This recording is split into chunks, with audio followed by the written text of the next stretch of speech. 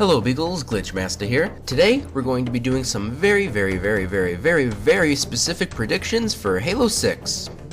E3 2018 is literally right around the corner, and in honor of this occasion, I'm playing Halo Combat Evolved. The correlation is that while nothing official has been rumored or even leaked about Halo 6 yet, I just really like playing Halo 1. Also, I just want to say that I know I used some of this B-roll footage in the past, but sometimes we need to take drastic measures when clips start crashing on us. At any rate, let's talk about the potential ideas for the campaign, multiplayer, gimmicks, and more. Number 1, the campaign. Alright, so this is the biggest aspect that everyone, including myself, and your great aunt Shirley, are going on about. Halo 5's campaign was something that had tremendous potential, but then dropped it all over the ground, and was something for 343 to definitely be ashamed of, with its convolution, and the same exact bosses, and weak gameplay, and other sinful deeds. I am a monument to all your sins. Now, where exactly can the campaign go? Well, did you hear about the guy whose entire left side was cut off? He's alright now. However, nothing is alright about the Halo 5 story. Halo Wars 2's story helped bring in some great potential elements to the mix, with the Covenant Remnant faction being basically obsolete and the Prometheans running their course for the most part. The Banished seem to be taking the helm as the major antagonists. Now, Halo 5 did ride itself into a corner with Cortana's weird taking over the universe arc, so that will probably have to resolve itself, and she probably will have the damn Prometheans return to be on her side. Though their colors might revert back to blue, you know, for representing Team Cortana. Now, we definitely have too many protagonists. Chief and Blue Team, Locke and Osiris, Palmer, Lasky, GlitchMasta, the resurrection of Sergeant Johnson, I wish, the Arbiter, and then we also have the inclusion of the Spirit of Fire crew. With the rumors of the Master Chief character retiring, Halo 6 definitely is a great way to at least get the ball rolling to pass the torch. No, not to you, Locke, but to you, Spartan Jerome. However, I should say that I doubt 343 will kill Chief off in this game, as number 1, they can't afford any more insane amounts of hate from the community, and number 2, 343 themselves stated that they want to increase the emphasis on Chief since people hated the overindulgence of Locke in Halo 5. So we'll see how this all goes. We definitely will have some Chief, but expect more Jerome, at least in little amounts. Regardless, I think Chief's super team and the Spirit of Fire taking on Cortana's digital army, and the Banished getting involved in some way, is going to be the big conflict of the game. And with the response to Awakening the Nightmare, we might even get some Flood.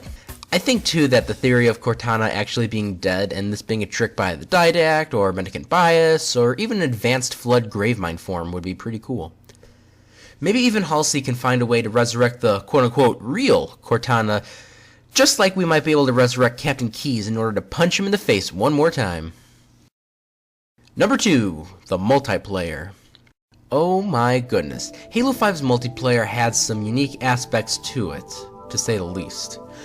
But just like the campaign, it definitely had as much hate as certain Halo 5 writers had for the series. I made a video a few months back about Halo 5 armor abilities returning for Halo 6, and these abilities were very much so controversial. Sprint and ADS especially were two of the most hated abilities. Spartan Charge and Ground Pound weren't far away from that either. If you look at the comments section of that video, a majority of the people did not really want any of these abilities to come back. If you want to check that out, the video will be linked in the description. I personally recommend it. Just like I said in that video though, the armor abilities were the main gimmick for Halo 5, and with their overwhelmingly negative response, I doubt they'll make a big return. If anything, they might just be like an equipment or armor ability like we had with Halo Reach. Now, Sprint might still be on the table unfortunately, but we'll see. At least we might get that old school boots on the ground combat style of gameplay, as rumored to return for the multiplayer. In addition, a lot of people want dual wielding to return, myself included.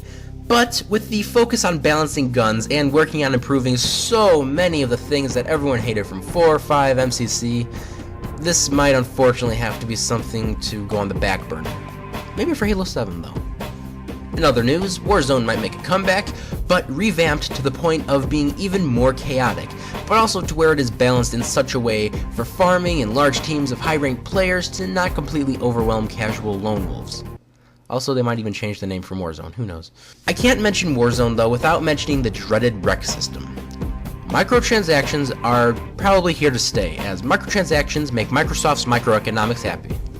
However, and I'll mention this in a little bit, customization options aside, the rec system 2.0 will probably just be exclusive to Warzone 2.0 again.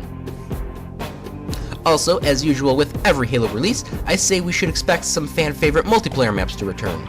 I personally would love a revamped Blood Gulch, Zanzibar, and Lockout, as these are my 3 most favorite maps. Lastly, for this point, I think with the extra development time that 343 is utilizing towards working as hard as possible on the game, we should have every single possible game type and mode shipped day 1 into the frickin' game! It was completely unacceptable how a 17-year-old game can have a bunch of fun modes included, but this 2015 AAA title can only ship with Slayer and CTF. Also, 343 wants to bring split screen back again, which is great. So hopefully we can get some smaller maps like Battle Creek and Midship that were meant for smaller game modes or 4-player free-for-alls or 2v2 split screen. As honestly, these games were the most fun when you had a group of your friends together. It remains to be seen though, just how they're going to handle multiplayer, but hopefully it's to the point where everyone's happy with a classic style of gameplay. Number 3, customization. Okay, so 3 and Reach did it best. I don't need to say any more after that, but I want to go on with my thought. I think the rec system will be a major factor for the chaos in Warzone, and there might be some rec exclusive customization options. But a bulk of the customization options might also just come from the old school way of level ups, achievements, and other special criteria. Like maybe you get this awesome helmet for being the first player to kill the great cousin who went to college with this guy that lived a block away from a 343 developer who knew the uncle of someone who was on the moon in a game of single flag CTF. Something like that. Regardless, I'm sure 343 heard loud and clear how people want the older customization options back. You see a pattern? And I expect something more like how Halo 3 and Reach did it. In addition, I also wanted to throw Forge in here as well. I think Forge will return with as many options as they did once Halo 5 was completely updated though. Now, AI in Forge might just not happen yet. I'm not sure that they'll have the right resources to accomplish this, as well as the fact that they're going to be focused on so many other avenues in the game. Also, there is a point of customization I wanted to mention in either this one or the multiplayer, but at this point I think it deserves its own section. So, number 4, Playable Elites. Need I say any more? This is something we all love and want back, especially if they can get their own customization options. If a Warzone mode that pits elites versus Spartans, or if Invasion itself comes back, then this becomes an even bigger necessity. Playable Elites were awesome in the sense that we got to be these awesome alien warriors who could easily stand toe-to-toe with the Spartans. They were just so cool and badass. Number 5, the art style. We all love that easily recognizable Halo art style. It's almost as iconic as the music itself. While it might be somewhat hard to have Marty come back and create the amazing soundtracks the series is known for, at least Halo Wars 2 got the ball rolling on a return to the classic Halo art style. One of the biggest points of praise for Halo Wars 2 was its usage of classic art style elements, and with 343 wanting to rectify as many of their past mistakes as possible, I definitely expect the return of the classic art style. At least to a certain degree though. It might not 100% come back, but maybe things like the weapons and vehicles will look like how they used to, instead of something out of a generic sci-fi space opera. This green tube of doom should stay completely gone forever. And I don't even know how to describe what they did to the Wraith. There's a whole lot of other things, but by the time I get through talking about those, we'll be getting ready for Halo 25. Look at all these pictures, though, of what Halo Wars 2's art style did with, let's just say, the banished vehicles, for instance. This is some really solid stuff, and it looks cool. I would love to use these vehicles. At any rate, I think things will start to look more Halo-y again. Though, if I could choose the graphics and art style myself, I would absolutely love it if Halo 6 looked like Halo 2 Anniversary, at least using the game as a visual template. And number 6, looking towards the future. We all know Microsoft wants to milk the cash cow that is the Halo series for all that this once perfect game franchise is worth.